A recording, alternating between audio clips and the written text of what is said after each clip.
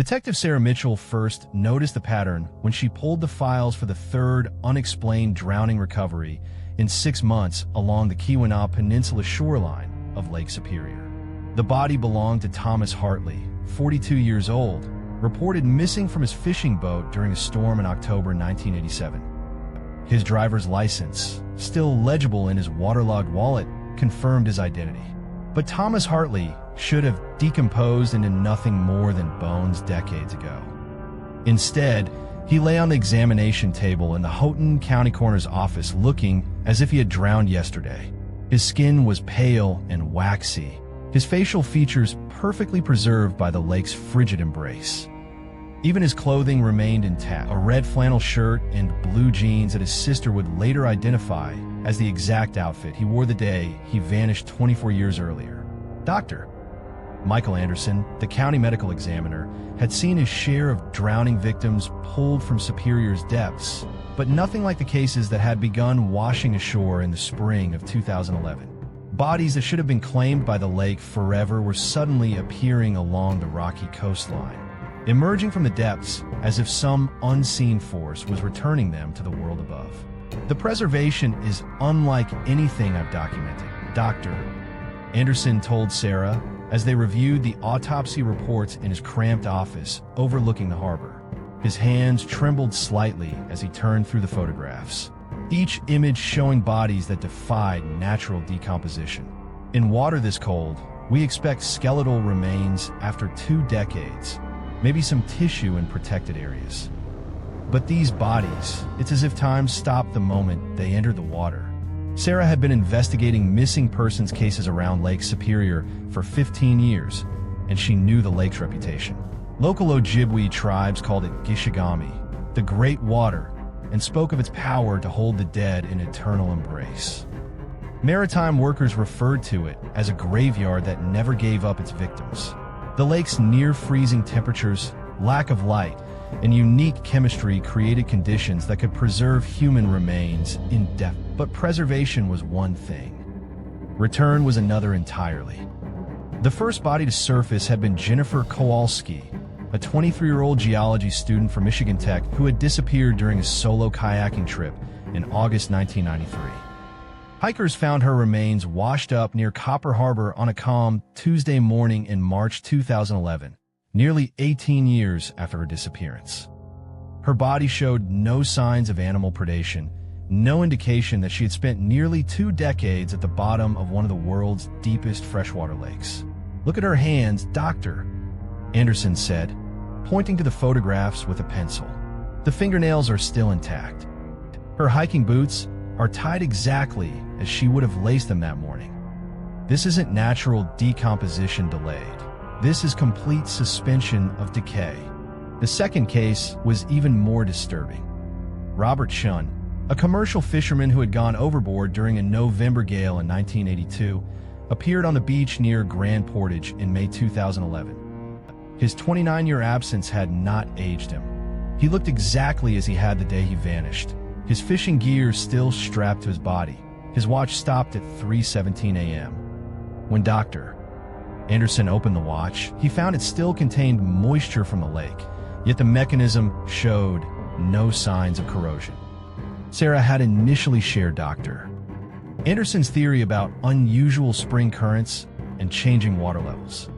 Lake Superior was known to shift and move its dead in mysterious ways, sometimes releasing bodies that had been trapped in underwater crevices or caught in the wreckage of sunken vessels.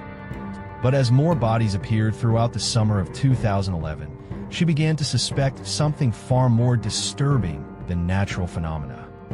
The breakthrough came when Sarah discovered the connection between the returned bodies and the SS Kamloops, a Canadian freighter that had sunk during a blizzard in December 1927.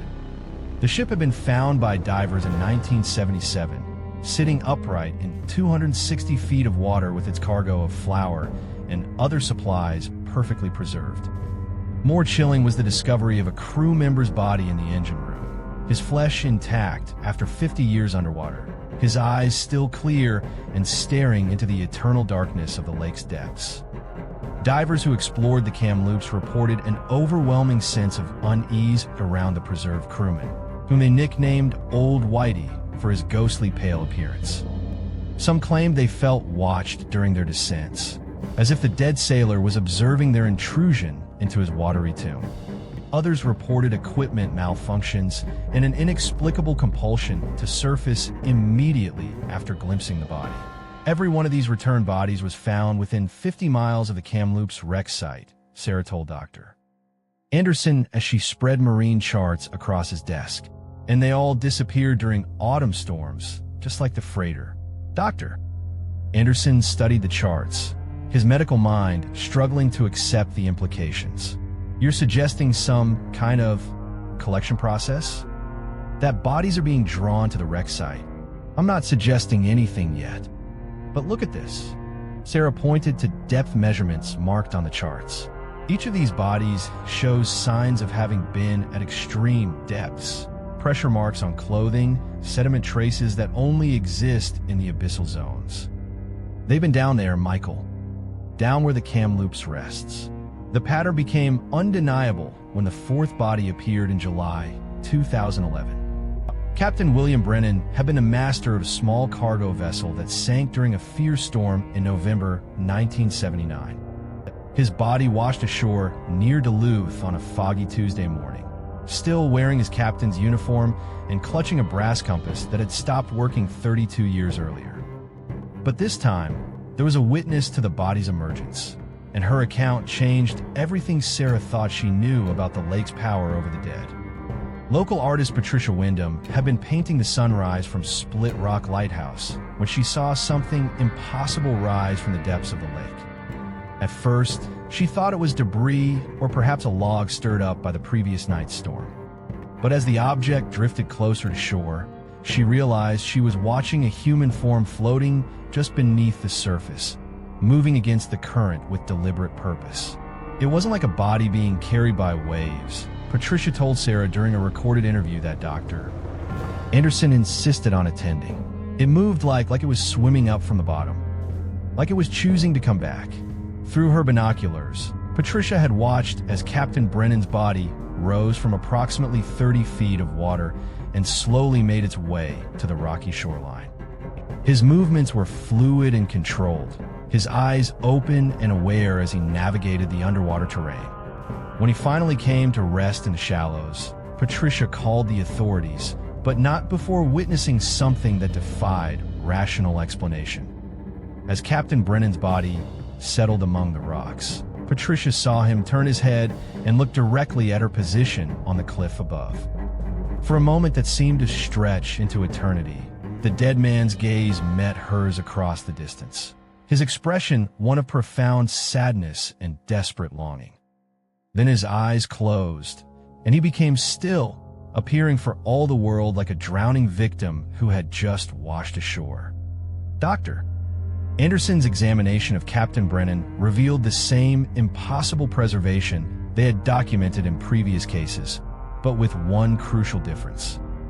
Brennan's lungs contained water with a unique mineral composition that matched samples taken from the deepest parts of Lake Superior, near the Kamloops wreck site. The implications staggered both investigators. Somehow, the captain's body had spent 3 decades at depths that should have crushed his remains beyond recognition. There's something else, Doctor, Andersson said quietly as he reviewed the tissue samples under his microscope. The cellular structure shows signs of animation, as if these bodies weren't completely dead when they returned. Sarah felt a chill run down her spine. What do you mean? I mean that at the moment of recovery, these bodies showed metabolic activity. Minimal but measurable. Heart muscle fibers that had contracted recently. Brain tissue that retained electrical conductivity. He looked up from the microscope, his face pale. Sarah, I think these people were alive when they surfaced. Not breathing, not conscious, but somehow alive. The revelation transformed their investigation from a search for natural explanations to something far more disturbing. Sarah began documenting every detail of the lake's behavior during the periods when bodies returned, noting wind patterns, water temperatures, and electromagnetic readings from nearby monitoring stations. She discovered that each emergence coincided with specific atmospheric conditions, low-pressure systems that created unique acoustic properties in the water. Dr. Andersson, meanwhile, delved deeper into the preservation phenomenon. He found that each returned body contained traces of a previously unknown mineral compound that appeared to slow cellular decay to an almost complete halt.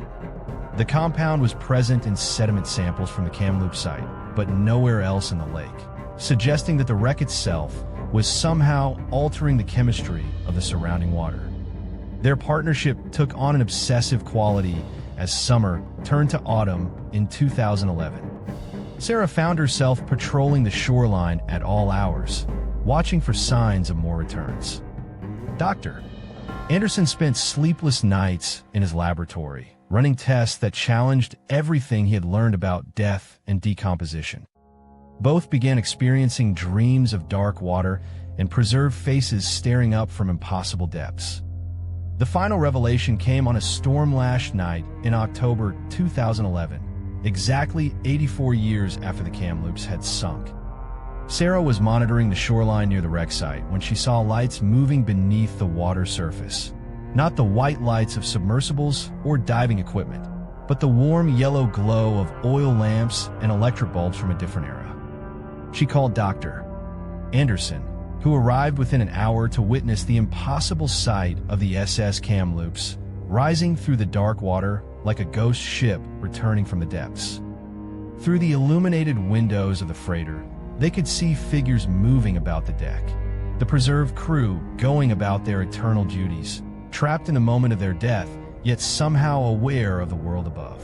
"They're collecting them, Doctor," Andersson whispered as they watched the spectral vessel surface completely, water streaming from its decks. "The bodies we've been finding, they're being sent back by the crew of the Kamloops." As if summoned by his words, the figure they knew as Old Whitey appeared at the ship's rail. Even from a distance, they could see his perfectly preserved face turned toward the shore, his eyes fixed on their position with an intelligence that transcended death. He raised one hand in what might have been a greeting or a warning, then gestured toward the water. One by one, figures began diving from the deck of the Kamloops, their forms disappearing beneath the surface with barely a splash. Sarah realized they were witnessing the return journey, the preserved dead swimming back to their eternal rest in the depths of the lake, their mission of returning the lost bodies finally complete. The ghost ship began to submerge as dawn approached, its lights fading into the depths until only the normal darkness of deep water remained. Sarah and Dr. Andersson stood on the shore in silence, knowing they had witnessed something that would forever change their understanding of death and the power of the Great Lake. In the months that followed, no more preserved bodies washed ashore. The lake had returned its lost souls and settled back into its ancient rhythm of holding the dead in its cold embrace. Sarah continued her work as a detective, but she never again investigated a missing person case around Lake Superior without thinking of the crew of the Kamloops and their endless vigil in the depths. Dr. Andersson retired early, unable to continue his work after seeing proof that death was not the final boundary between the living and the dead. He moved inland, away from the lake's influence, but he never forgot the sight of preserved faces staring up from impossible depths or the knowledge that somewhere beneath the waves, Old Whitey and his crew continued their eternal watch over the drowned. The river that returned bodies had revealed its secret, not through natural forces or scientific phenomena, but through the compassionate intervention of the dead themselves, ensuring that no soul would be lost forever in the cold, dark depths of Gishigami.